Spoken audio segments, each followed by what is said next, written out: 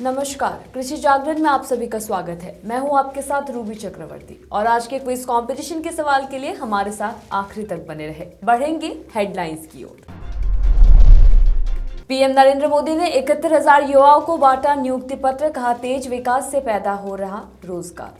मंत्री कैलाश चौधरी का बयान, कहा पीएम मोदी के नेतृत्व में जैविक खेती और पोषक अनाजों की खपत को बढ़ावा दे रही है केंद्र सरकार।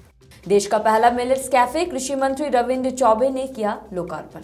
बागेश्वर में कृषि विभाग ने अंतर्राष्ट्रीय मिलेट वर्ष 2023 के तहत कार्यशाला का किया आयोजन। भारत ने चीनी निर्यात और उत्पादन में तोड़े सारे रिकॉर्ड, 5,000 LMT से ज्यादा हुई गन्ने की पैदावार।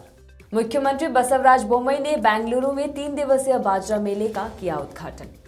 ICAR में कृषि विभाग में बिना परीक्षा नौकरी पाने का है सुनहरा मौका। हुबली में लगा सूखी लाल मिर्च का मेला, लोगों की उमड़ी भीड़। पशुपालन व्यवसाय शुरू करने के लिए सरकार किसानों को दे रही है लाखों का लोन। सोलर पंप खरीदने के लिए आज से करें ऑनलाइन आवेदन।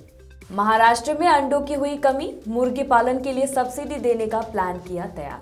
किसान नेता गुरनाम सिंह चढ़ूनी का बयान, कहा हरियाणा के सभी चीनी मिलों को किया गया बंद। छत्तीसगढ़ में टूटे धान खरीदी के सारे रिकॉर्ड, किसानों के खाते में पहुंचे 21,237 करोड़ रुपए। दिल्ली सहित कई राज्यों में बारिश, पहाड़ों पर बर्फबारी जारी।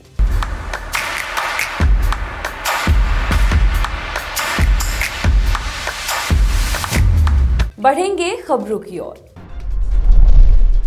पीएम नरेंद्र मोदी ने साल 2023 के पहले रोजगार मेले में वीडियो कॉन्फ्रेंसिंग के जरिए शामिल हुए। उन्होंने इस दौरान सरकारी विभाग और संगठनों में नवनियुक्ति 71,000 लोगों को नियुक्ति पत्र दिया है।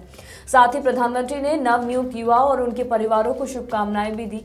पीएम नरेंद्र मोदी ने कहा कि आज भारत के गाँव में भी उद्यमी है जो डिजिटल तकनीक से बहुत अच्छी तरह वाकिफ है।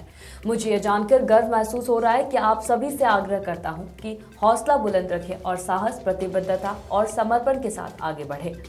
पीएम मोदी ने कहा कि आज भारत के छोटे छोटे शहरों में लोग जिस तरह स्टार्टअप शुरू कर रहे हैं, वो नई पीढ़ी के लिए आकर्षण और आत्मविश्वास का केंद्र बना हुआ है। स्टार्टअप की सफलता ने दुनिया भर में युवा शक्ति के समर्थन की नई पहचान बनाई है। पीएम मोदी ने रोजगार मेले को संबोधित करते हुए कहा कि व्यापार कारोबार की दुनिया में कहा जाता है कि कंज्यूमर इज ऑलवेज राइट, वैसे ही शासन व्यवस्था में हमारा मंत्र होना चाहिए, सिटीजन इज ऑलवेज राइट। आज जिन्हें नियुक्ति पत्र मिला है उनके लिए ये जीवन का नया सफर है। सरकार का अहम हिस्सा होने के नाते विकसित भारत में आपकी सक्रिय भागीदारी रहेगी और विशेष जिम्मेदारी भी रहेगी। केंद्रीय कृषि एवं किसान कल्याण राज्य मंत्री कैलाश चौधरी ने शुक्रवार को कर्नाटक की राजधानी बेंगलुरु में स्थित त्रिपुरा वासिनी पैलेस ग्राउंड में आयोजित अंतर्राष्ट्रीय व्यापार मेला मिलेट्स एंड ऑर्गेनिक के शुभारंभ समारोह में भाग लिया। इस दौरान केंद्रीय मंत्री कैलाश चौधरी ने मिलेट्स एवं ऑर्गेनिक कृषि से संबंधित प्रदर्शनी का अवलोकन भी किया तथा कृषि हितैषी योजनाओं के क्रियान्वयन को लेकर स्थानीय किसानों से संवाद किया। कार्यक्रम में कर्नाटक के मुख्यमंत्री बसवराज बोम्मई, केंद्रीय कृषि राज्य मंत्री शोभा करंदलाजे, कर्नाटक के कृषि मंत्री BC पाटिल सहित कृषि विभाग के अधिकारी, स्थानीय जनप्रतिनिधि, प्रगतिशील किसान एवं बड़ी संख्या में आमजन उपस्थित रहे। कार्यक्रम को संबोधित करते हुए केंद्रीय कृषि राज्य मंत्री कैलाश चौधरी ने कहा कि प्रधानमंत्री नरेंद्र मोदी के नेतृत्व में भारत के प्रस्ताव पर पूरी दुनिया ने साल 2023 को अंतर्राष्ट्रीय पोषक अनाज वर्ष के तौर पर मनाने के लिए समर्थन दिया है।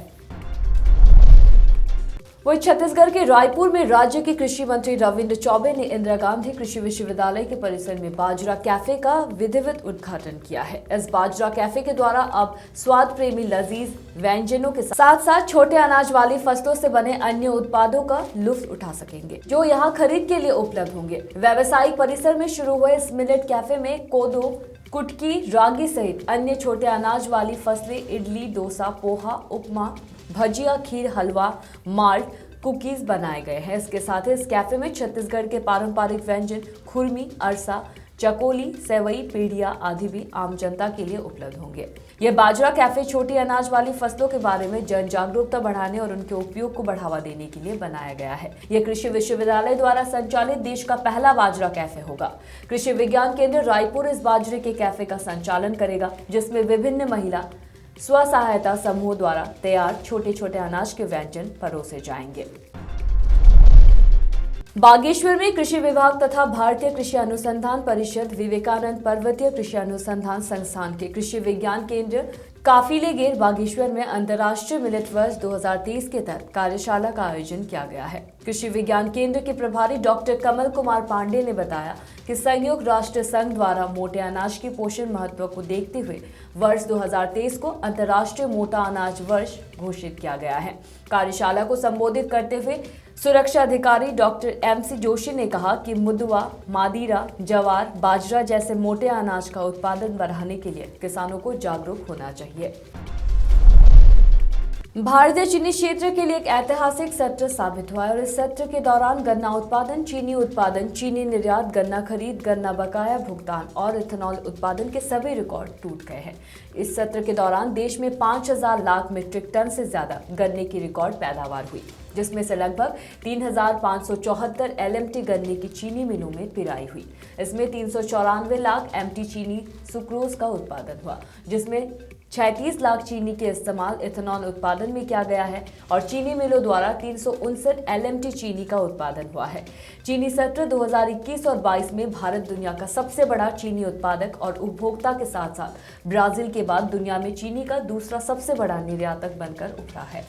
हर चीनी क्षेत्र में 2060 और 2080 LMT घरेलू उत्पादन की तुलना में लगभग 320 से 360 लाख मीट्रिक टन चीनी का उत्पादन होता है।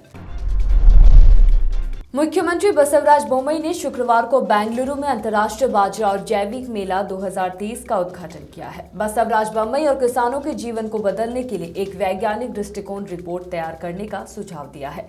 वही बसवराज बोम्मई ने मेले का उद्घाटन करने के बाद कहा कि अन्य देशों में वे एक आउटलुक रिपोर्ट तैयार करते हैं जो पिछले दशक में हुई बारिश के आधार पर बारिश की भविष्यवाणी करते हैं। आगे कहा कि प्रत्येक फसल की खेती की लागत निकालने के लिए एक समान रिपोर्ट तैयार की जानी चाहिए। रिपोर्ट में दरों का भी उल्लेख किया जाना चाहिए ताकि किसान उसी के अनुसार फसल उगा सके।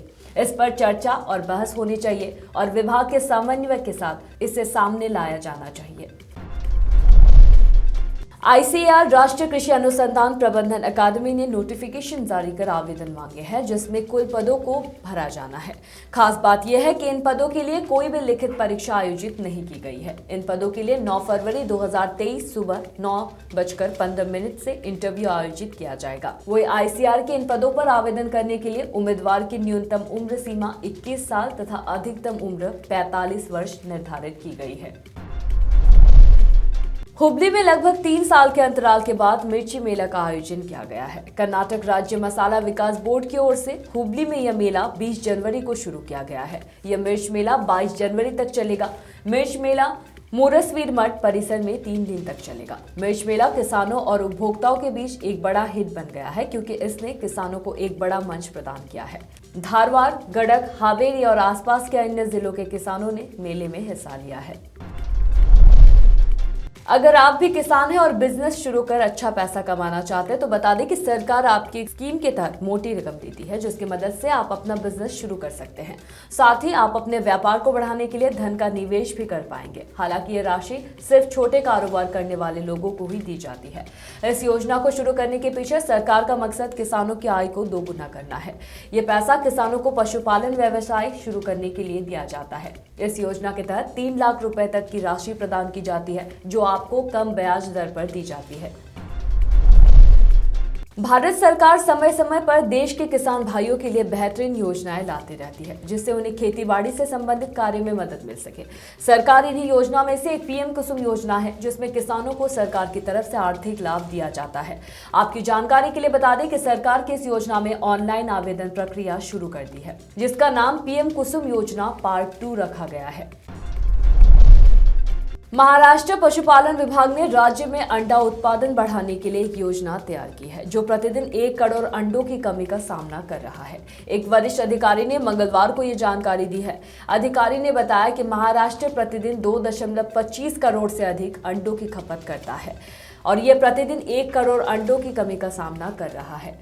अंडों का उत्पादन बढ़ाने के लिए पशुपालन विभाग यानी कि एनिमल हस्बेंड्री डिपार्टमेंट की तरफ से हर एक जिले में पोल्ट्री फार्मिंग के लिए अनुदान दिया जाएगा, जो कुछ इस तरह से पशुपालकों को प्राप्त होगा। ब्रीड की मुर्गिया के लिए लगभग 21,000 रुपए तक की सब्सिडी उपलब्ध होगी। सरकार के इस राशि की मदद से पशुपालक भाई पोल्ट्री फार्मिंग के बिजनेस को अच्छे से चला सकते हैं।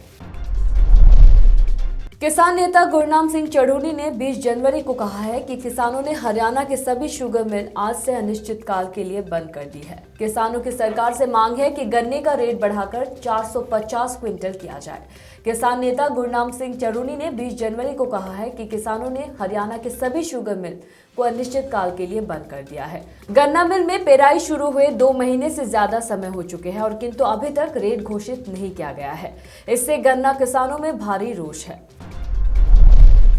छत्तीसगढ़ में धान खरीद के चालू खरीफ सीजन में अब तक के सभी वर्षों का रिकॉर्ड टूट गया है। राज्य में समर्थन मूल्य पर अब तक 103 लाख मीट्रिक टन धान की खरीद हो चुकी है।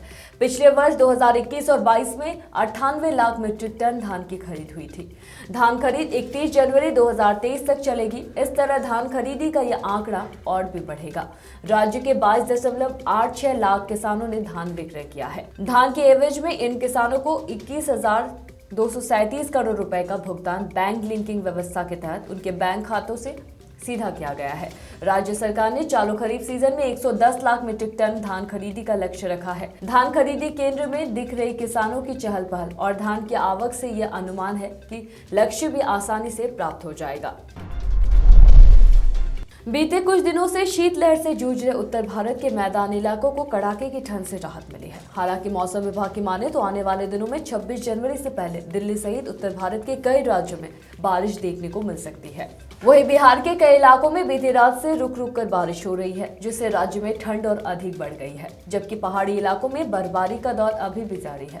आज शनिवार की सुबह से ही दिल्ली एनसीआर के ज्यादातर इलाकों में बादल छाए हुए हैं। इस बीच हल्की कोहरे की चादर भी नजर आई, जबकि शुक्रवार को दिल्ली एनसीआर के लोगों को कड़ी धूप की वजह से ठंड से थोड़ी राहत मिली थी। फिलहाल मौसम विभाग का कहना है कि दिल्ली एनसीआर के अलग अलग इलाकों में पूरे दिन बादल छाए रहने के साथ ही हल्की बारिश की संभावना है। तो वो अनुमान जताया जा रहा है कि 26 जनवरी तक ऐसा ही मौसम बना रह सकता है। अगर बात करें पहाड़ी राज्यों के मौसम की, तो जम्मू कश्मीर, लद्दाख, हिमाचल प्रदेश और उत्तराखंड में 22 जनवरी तक हल्की से मध्यम बारिश की संभावना जताई गई है। बता दें कि बीते दिन से उत्तराखंड, हिमाचल प्रदेश सहित सभी हिमालयी राज्य के ऊपरी इलाकों में जबरदस्त बर्फबारी देखने को मिल रही है। और आज एफटीवी ऑर्गेनिक के क्विज कंपटीशन में आपके लिए सवाल है कि भारत की कितनी प्रतिशत आबादी कृषि कार्य में संलग्न है। और आपके ऑप्शंस हैं नंबर 1 85%, नंबर 2 70%, नंबर 3 55%, नंबर 4 40%। तो देर किस बात की है, फटाफट से हमें इसका जवाब कमेंट करके जरूर बताएं और जीते एफटीवी ऑर्गेनिक के डिस्काउंट कूपन्स और ढेरों इनाम। फिलहाल कृषि जागरण में मेरे साथ इतना ही। खबरों का सिलसिला जारी रहेगा। देखते रहिए कृषि जागरण। धन्यवाद।